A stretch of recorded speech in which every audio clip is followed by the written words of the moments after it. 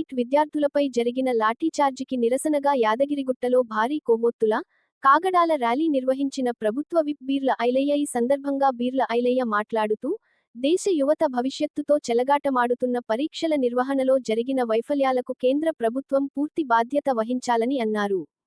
Neat పరీక్ష paper leak ఘటనతో లక్షలాది మంది విద్యార్థులు తీవ్ర ఆందోళనకు గురయ్యారని, తమ భవిష్యత్తు ప్రశ్నార్థకంగా మారిందని ఆవేదన వ్యక్తం చేశారు. కేంద్రం ప్రభుత్వం చనిపోయిన కుటుంబాలకు ₹1 కోటి నష్టపరిహారం చెల్లించాలని డిమాండ్ చేశారు. పేపర్ లీకేజీలను అరికట్టడంలో కేంద్ర ప్రభుత్వం పూర్తిగా విఫలమైందని విమర్శించారు. తమ హక్కుల కోసం శాంతియుతంగా ఆందోళన చేస్తున్న విద్యార్థులపై లాఠీచార్జి చేయడం అత్యంత దురదృష్టకరమని, ప్రజాస్వామ్య విలువలకు విరుద్ధమని అన్నారు.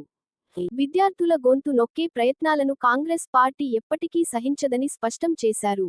విద్యార్థుల భవిష్యత్తును కాపాడేలా పారదర్శకమైన పరీక్షల నిర్వహణకు కేంద్ర ప్రభుత్వం తక్షణ చర్యలు చేపట్టాలని, ఈ ఘటనపై సమగ్ర విచారణ జరిపి బాధ్యులపై కఠిన చర్యలు తీసుకోవాలని బీర్ల ఐలయ్య డిమాండ్ చేశారు.